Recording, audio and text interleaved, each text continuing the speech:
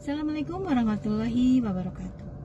Perasaan kecewa, sedih, marah, hingga emosi tak terkendali sudah pasti bercampur aduk pada seorang istri yang baru mengetahui kalau suaminya selingkuh. Memang tidak mudah bagi seorang istri yang menghadapi kenyataan ternyata suami yang selama ini baik, penuh kasih sayang dan membanggakan ternyata tega berselingkuh dengan wanita lain. Kebanyakan seorang istri yang mengetahui suaminya selingkuh, dia langsung marah, meluapkan emosinya baik kepada suami maupun kepada pelakornya. Sebenarnya hal ini wajar-wajar saja, tapi ini justru akan membuat kegaduhan dan bukan tidak mungkin akan menimbulkan masalah baru yang bisa jadi merugikan si istri yang dalam hal ini adalah sebagai korban. Jika hal ini terjadi pada kita, ada 7 hal yang harus istri lakukan. Sebelum ke pembahasan, bagi yang baru bergabung, mohon subscribe-nya ya, terima kasih. Yang pertama adalah kendalikan emosi. Jika ingin menangis, menangislah. Mengadulah pada Allah yang Maha Pengasih dan Maha Mendengar. Curahkan segala kekecewaan pada Sang Pencipta sampai hati terasa lapang. Yang kedua, cobalah untuk introspeksi diri. Sebelum melontarkan kesalahan sepenuhnya pada suami, cobalah kita untuk introspeksi diri. Apakah kita sudah menjalankan tugas kita sebagai istri dan ibu bagi anak-anak kita?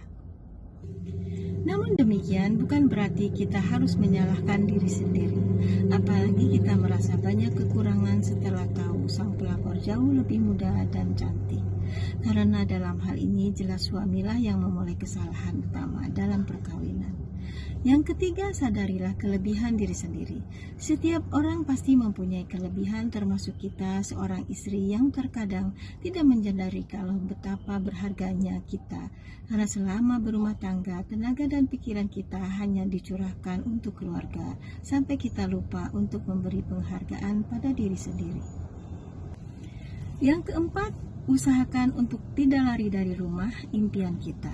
Begitu banyak istri yang begitu tahu suaminya selingkuh, langsung marah dan lari meninggalkan rumah bersama anak-anak ke rumah orang tua. Ketahuilah tindakan ini adalah sangat salah karena kita justru akan membuat si pelakor senang dan pasti dia mengharap kita tidak akan kembali lagi ke rumah karena dia ingin menggantikan posisi kita sebagai ratu di rumah itu. Selain itu, tindakan ini justru akan membuat orang tua kita khawatir dan beban pikiran. Bertahanlah di rumah kita demi anak-anak, jangan bertindak sesuai emosi. Yang kelima, bicarakan dengan suami mau dibawa kemana perkawinan ini. Pastikan kita untuk melakukan komunikasi tanpa emosi dengan suami. Tanyakan dengan tegas dan minta suami untuk menjelaskan tentang perselingkuhannya dan tanyakan juga apa alasannya. Kemudian pertimbangkan semua jawaban suami dengan matang sebelum memutuskan langkah selanjutnya. Yang keenam, cari tahu apakah suami bisa meninggalkan pelakor dan menyesali perbuatannya.